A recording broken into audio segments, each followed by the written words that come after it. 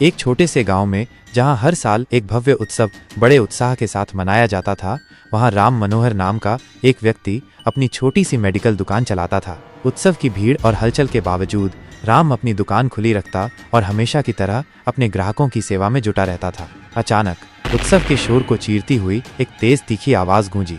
पहले तो राम ने सोचा कि यह उत्सव का हिस्सा होगा, शायद आतिशबाजी या ढोल की आवाज। लेकिन जब वही आवाज बार बार और हर बार जोर से और करीब से सुनाई दी तो राम को एहसास हुआ कि यह आतिशबाजी नहीं बल्कि गोली चलने की आवाज थी। डर ने राम को जकड़ लिया। उसने तुरंत अपनी दुकान छोड़ी और उस आवाज की दिशा में दौड़ पड़ा।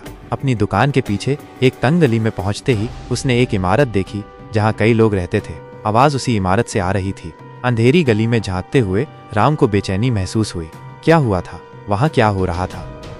चिंता के साथ उसने उत्सव की सुरक्षा के लिए तैनात एक पुलिस अधिकारी को ढूंढा और उसे सारी बात बताई। पहले तो अधिकारी ने इसे गंभीरता से नहीं लिया, लेकिन राम की चिंतित आवाज सुनकर उसने जांच करने का फैसला किया। पुलिस अधिकारी राम के साथ उस अंधेरी गली में गया। वे एक छोटे से आंगन से होकर एक घर तक पहुंचे। जब उन्होंने आसपास देखा तो एक भयानक दृश्य सामने आया। एक पुरुष जमीन पर मृत पड़ा था। उसके शरीर पर कई गोलियों के निशान थे। घर अंधेरा था, इसलिए अधिकारी ने लाइट जलाई। लाइट जलते ही और भी चौंकाने वाला दृश्य दिखा। उस पुरुष के पास एक महिला भी मृत पड़ी थी। उसके शरीर पर भी गोलियों के घाव थे और पास ही 2 छोटी बच्चियां बेजान पड़ी थीं, जिन्हें भी गोलियों से मारा गया था। चारों ओर खून बिखरा हुआ था, जो इस दृश्य को और भी डरावना बना रहा था। इस मामले में हत्यारा इतना गुस्से में था कि उसने पहले ही अपने व्हाट्सएप स्टेटस पर घोषणा कर दी थी कि वो 5 लोगों को मार डालेगा। तो हत्यारा कौन था? उसने एक 4 लोगों के परिवार को इतनी बेरहमी से क्यों मारा और उसका 5वां शिकार कौन था? आइए आज के इस पेचीदा मामले में इसका पता लगाएं। Namaste and welcome. You're watching Crime Stories. अधिकारी ने घर के आसपास की दुकानों में सवाल पूछकर और मकान मालिक से बात करके और जानकारी जुटानी शुरू की। जांच के दौरान पता चला कि मृत व्यक्ति का नाम सुनील कुमार था, जो 35 साल का एक स्कूल शिक्षक था और रिपेली जिले के एक छोटे से गांव से था। उसके साथ मृत पाई गई महिला उसकी पत्नी पूर्णिमा पार्थी थी, जो 32 साल की थी। उनकी 2 छोटी बेटियां थीं और सभी उस घर में मृत पाए गए। ये दुखद और चौंकाने वाली घटना सोशल मीडिया पर तेजी से फैल गई, क्योंकि इसका स्वरूप बहुत गंभीर था। पुलिस ने अपने वरिष्ठ अधिकारियों और फॉरेंसिक विशेषज्ञों के साथ तुरंत जांच शुरू कर दी। उन्होंने घटनास्थल की बारीकी से जांच की और आसपास के लोगों से पूछताछ की। जांच में पता चला कि सुनील कुमार एक शांत और सौम्य स्वभाव का व्यक्ति था, जो बहुत कम बोलता था और जब बोलता तो उसकी आवाज हमेशा शांत रहती थी। ये भी सामने आया कि सुनील कुमार और उसका परिवार सिर्फ 3 महीने पहले ही इस घर में आया था। सुनील और उनकी पत्नी पूर्णिमा दोनों एक ही गांव के थे और उनकी शादी 2016 में हुई थी। एक और अहम जानकारी मिली। सुनील कुमार पहले पुलिस विभाग में काम कर चुका था। धीरे धीरे पूरी कहानी सामने आने लगी। यह हत्या का मामला जल्दी ही मीडिया में सनसनी बन गया, जिससे सत्ताधारी और विपक्षी दलों पर भारी दबाव पड़ा। इस दबाव को संभालने के लिए लखनऊ से एक विशेष जांच दल को बुलाया गया। उन्होंने घटनास्थल की हर इंच की गहन जांच की। इस प्रक्रिया में उन्हें 8 खाली गोली के खोल मिले, जो सभी एक ही बंदूक से दागे गए थे, जिससे पता चला कि सारी गोलियां एक ही हथियार से चलाई गई थीं। आगे की जांच में यह बात सामने आई कि घटनास्थल तक पहुंचने का सिर्फ एक ही रास्ता था। आसपास के घर इतने पास थे कि एक घर से दूसरे घर तक जाने के लिए तंग गलियों को पार करना पड़ता था। घर तक बाहर से सिर्फ एक तंग गली जाती थी और हत्यारे ने यही रास्ता इस्तेमाल किया होगा। अगर ऐसा नहीं होता तो हत्यारे को दीवारें फादनी पड़ती या कोई और रास्ता ढूंढना पड़ता। पुलिस ने आसपास के घरों में किसी भी बाधा, टूटे हुए गेट या असामान्य चीज की तलाश की, लेकिन कुछ भी असाधारण नहीं मिला। अधिकारी को शक होने लगा। इतने सारे लोगों की भीड़ में यह अजीब था कि किसी ने कुछ भी असामान्य नहीं देखा। अगर कोई अनजान व्यक्ति दिखता तो लोग तुरंत पुलिस को खबर करते। बात को और उलझन में डालने वाली ये थी कि उत्सव की सुरक्षा के लिए पुलिस वहां तैनात थी। इससे लगता था कि हत्यारा भीड़ में घुल मिल गया था, लेकिन इतनी बड़ी भीड़ में संदिग्ध को ढूंढना या गिरफ्तार करना पुलिस के लिए एक बड़ी चुनौती थी। जब यह खबर सुनील कुमार और पूर्णिमा के परिवार वालों तक पहुंची, वे पूरी तरह सदमे में थे। कोई समझ नहीं पा रहा था कि सुनील जैसे लोकप्रिय व्यक्ति का कोई दुश्मन कैसे हो सकता था। उसका कोई व्यक्तिगत झगड़ा या दुश्मनी का कोई संकेत नहीं था। पुलिस ने यह भी सोचा कि शायद ये डकैती का मामला हो, लेकिन जब उन्होंने जांच की तो पाया कि पूर्णिमा के कीमती सोने के गहने वैसे ही पड़े थे। उनसे कोई छेड़छाड़ नहीं हुई थी। सब कुछ वैसा ही था, जिससे साफ हो गया कि मकसद डकैती नहीं था। इसके बजाय ऐसा लगता था कि हत्यारे का इरादा पीड़ितों को पूरी तरह खत्म करने का था। सुनील कुमार के पिता राम कबाल ने पुलिस के साथ अपने विचार साझा किए। उन्होंने बताया कि सुनील ने पुलिस बल में एक कांस्टेबल के रूप में काम शुरू किया था। वह एक होनहार और महत्वाकांक्षी युवक था। पहले उसे लगता था कि पुलिस की नौकरी से वह अपने परिवार को सहारा देगा और एक स्थिर जीवन बनाएगा, लेकिन कुछ सालों तक कांस्टेबल की भूमिका में कई चुनौतियों का सामना करने के बाद सुनील ने नौकरी छोड़ दी और शिक्षक बनने का फैसला किया। आखिरकार सुनील को एक सरकारी स्कूल में शिक्षक की नौकरी मिल गई। 2021 से वह एक छोटे से गांव में प्राइमरी स्कूल के शिक्षक के रूप में काम कर रहा था, जहां वह अपने काम के प्रति पूरी तरह समर्पित था। इस दौरान सुनील कुमार और उसके परिवार ने एक छोटे से गांव में रहना शुरू किया और वहां उनकी दूसरी बेटी का जन्म हुआ। उनकी मृत्यु से कुछ महीने पहले परिवार फिर से एक नए घर में शिफ्ट हुआ, इस बार अवस्थी निवास में, जहां ये दुखद हत्याकांड हुआ। ये महत्वपूर्ण जानकारियां जांच के दौरान सामने आई, क्योंकि राम कबाल ने अपने बेटे की जिंदगी के बारे में सब कुछ पुलिस को बताया। जब पुलिस ने पूर्णिमा के परिवार से पूछताछ की तो उसके भाई ने कुछ अहम जानकारी दी। उसने बताया, मेरी बहन और उसके पति मटिया नाम के एक छोटे से गांव में रहते थे। उस समय चंद्रन वर्मा नाम का एक व्यक्ति उनके पास एक घर किराए पर लेकर रहने आया था। एक दिन उसने मेरी बहन के साथ बदतमीजी करने की कोशिश की। उसने आगे कहा, मेरी बहन ने मुझे इस बारे में बताया और जल्द ही वो और उसके पति पुलिस स्टेशन गए और उसके खिलाफ शिकायत दर्ज की। पुलिस ने कार्रवाई की और उसे जेल भेज दिया गया।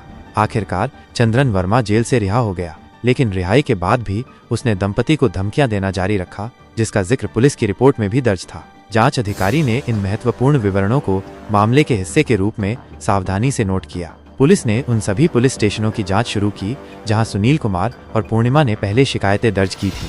उन्होंने इन स्टेशनों की रिपोर्ट्स को ध्यान से जांचा ताकि कोई संबंध या उपयोगी जानकारी मिल सके। इसी दौरान सुनील कुमार और उनके परिवार की पोस्टमार्टम रिपोर्ट आई। रिपोर्ट में खुलासा हुआ कि सुनील को 3 गोलियां लगी थीं। पूर्णिमा को 2 गोलियों के घाव थे और उनकी दोनों बेटियों को 1-1 गोली लगी थी। पुलिस को एक और महत्वपूर्ण बात पता चली, घटनास्थल पर कोई अन्य गोलियां नहीं चली थीं, जिससे सुझाव मिलता था कि हत्यारे ने सारी गोलियां एक ही हथियार से चलाई थीं। जब चंद्रन वर्मा की जांच शुरू हुई तो पुलिस को पता चला कि वो सिर्फ 26 साल का था और उसने कुछ अस्पतालों में लैब टेक्नीशियन के रूप में काम किया था।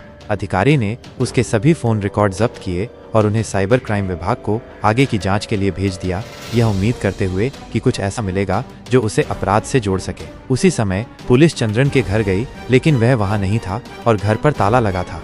फिर अधिकारी चंद्रन के गांव गए और वहां पूछताछ की। चंद्रन के भाई ने बताया कि वो कुछ दिनों से गांव में अकेला रह रहा था और बहुत एकांत प्रिय हो गया था। उसके भाई के अनुसार चंद्रन खुद में रहता था और किसी से ज्यादा बात नहीं करता था। जांच आगे बढ़ी तो पुलिस को पता चला कि चंद्रन वर्मा की हाल की गतिविधियों या उसके ठिकाने के बारे में किसी को ज्यादा जानकारी नहीं थी। हालांकि उसके कुछ दोस्तों और परिचितों ने कुछ परेशान करने वाली बातें देखी थीं। एक दोस्त ने बताया कि 12 सितंबर 2024 को, यानी हत्याओं से सिर्फ 20 दिन पहले, चंद्रन ने अपने व्हाट्सएप स्टेटस पर एक डरावना संदेश अपडेट किया था, मैं जल्द ही 5 लोगों को मार डालूंगा। यह खतरनाक पोस्ट पुलिस के लिए एक बड़ा सुराग थी और अधिकारी को तुरंत एहसास हुआ कि यह मामला सुलझाने में महत्वपूर्ण हो सकती है। घटनास्थल पर 4 बेजान शरीर मिले थे, जिससे एक डरावना सवाल उठा, हत्यारे के आखिरी स्टेटस अपडेट में जिक्र किया गया 5वां व्यक्ति कौन था। जांच ने तेजी पकड़ी और पुलिस ने सच का पता लगाने के लिए अथक मेहनत की। जल्द ही उन्हें पता चला कि चंद्रन वर्मा का फोन घटनास्थल के पास बंद हुआ था और उन्होंने उन आखिरी लोगों की जांच शुरू की जिनसे उसने संपर्क किया था। घटनास्थल से कुछ ही मीटर दूर 4 इमारतों के पास एक मोबाइल दुकान के नजदीक उन्होंने चंद्रन द्वारा दीपक नाम के एक व्यक्ति को किए गए कॉल का पता लगाया। जब दीपक से पूछताछ की गई तो उसने बताया, वो मेरा दूर का रिश्तेदार है सर। मुझे लगा कि वह उत्सव में शामिल होने आया था। वो अपनी बाइक पर था और मुझे लगा कि वह मंदिर जा रहा है, लेकिन जब वो अपनी बाइक लेने वापस आया तो मैं वहाँ नहीं था। मैं मंदिर गया था और मेरे पिता ने मुझे वहाँ देखा। जब दीपक के पिता से पूछा गया तो उन्होंने पुष्टि की कि चंद्रन उनके पास आया था, लेकिन यह भी बताया कि चंद्रन ने पहले कभी उनसे संपर्क नहीं किया था। हालांकि वो अचानक आया और मंदिर जाने की बात करने लगा।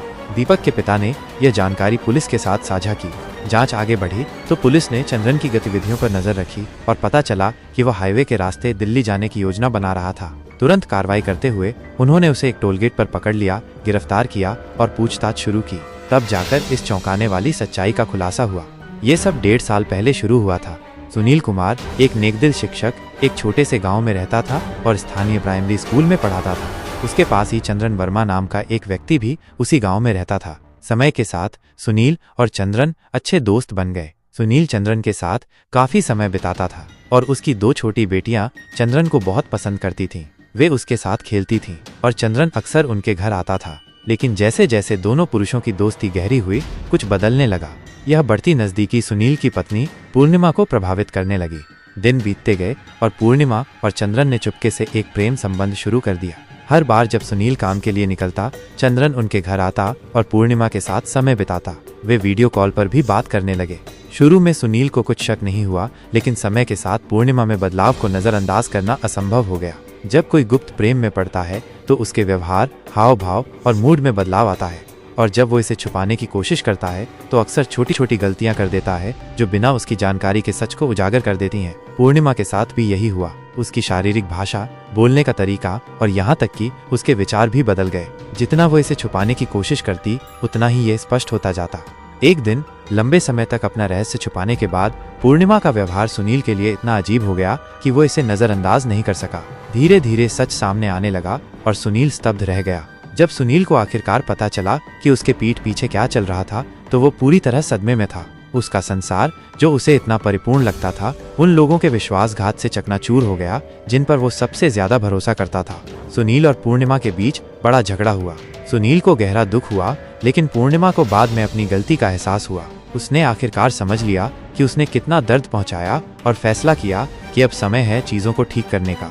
पूर्णिमा ने चंद्रन से सारा संपर्क तोड़ने का पक्का इरादा किया और अपने विवाह को सुधारने और अपने परिवार के लिए मौजूद रहने पर ध्यान देने का फैसला किया। उसने चंद्रन से पूरी तरह बात करना बंद कर दिया और अपने पति और बच्चों को हर चीज से ऊपर चुना। हालांकि पूर्णिमा ने साफ कर दिया था कि वो अब चंद्रन से कोई संबंध नहीं रखना चाहती, लेकिन चंद्रन ने उसके इस फैसले को स्वीकार नहीं किया। वह बार बार उसे अपने गुप्त संबंध को जारी रखने के लिए मनाने की कोशिश करता रहा।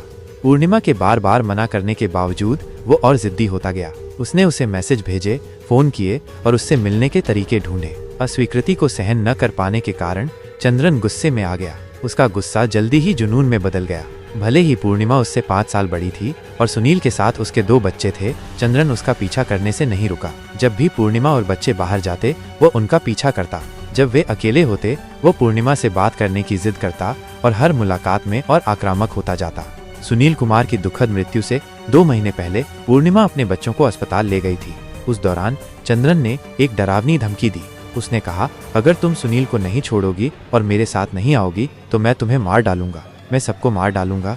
उसने सुनील कुमार का अपमान भी किया, कठोर शब्दों का इस्तेमाल किया और गुस्से में उसका सामना किया। अपने परिवार की सुरक्षा के लिए डरते हुए सुनील और बर्दाश्त नहीं कर सका। घबराहट की हालत में वह स्थानीय पुलिस स्टेशन गया और चंद्रन के खतरनाक व्यवहार से अपने परिवार को बचाने के लिए शिकायत दर्ज की। जेल से रिहा होने के बाद चंद्रन के अंदर का गुस्सा और भड़क गया। उसकी हिंसक सोच कम होने के बजाय और बढ़ गई और उसने सुनील कुमार को मारने की योजना बनानी शुरू कर दी। इस बीच सुनील कुमार और उसके परिवार ने एक नई शुरुआत करने का फैसला किया।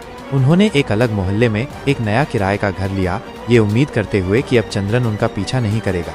लेकिन चंद्रन इतनी आसानी से हार मानने वाला नहीं था। वह जानता था कि सुनील कहाँ काम करता है और उसने चुपके से उसका पीछा करना शुरू कर दिया। उसने सुनील का घर जाने का रास्ता पता कर लिया और ये भी जान लिया कि वो कहाँ रहता है। इस जानकारी के साथ चंद्रन ने एक योजना बनाई। उसने अपने एक रिश्तेदार दीपक की मोबाइल दुकान पर जाने का फैसला किया, लेकिन चंद्रन का इरादा कुछ खरीदना नहीं था। वो इस दुकान का इस्तेमाल आसपास के घरों पर नजर रखने के लिए करना चाहता था। उसने सही मौके का इंतजार किया और उत्सव को बहाने के रूप में इस्तेमाल करते हुए दुकान पर आने लगा। चंद्रन ने दीपक को फोन किया, ये दिखावा करते हुए कि वो मंदिर जा रहा है, लेकिन इसके बजाय वो पूर्णिमा के घर में घुस गया। अंदर उनके बीच जल्दी ही तीखी बहस शुरू हो गई। बहस इतनी उग्र हो गई कि गुस्से में चंद्रन ने अपनी बंदूक निकाली और परिवार के 4 सदस्यों को गोली मार दी। जिन 5 लोगों को वो मारना चाहता था, उनमें से 5वां व्यक्ति पूर्णिमा का भाई था, जिसने सुनील के साथ पुलिस स्टेशन जाकर शिकायत दर्ज की थी। हालांकि किसी अज्ञात कारण से चंद्रन उसे नुकसान नहीं पहुंचा सका। बाद में पूर्णिमा के भाई ने ही पुलिस को चंद्रन की संलिप्तता के बारे में सबसे पहले बताया। इस मामले के बारे में आप क्या सोचते हैं? अपनी राय कमेंट में बताएं और सब्सक्राइब करना न भूलें। धन्यवाद।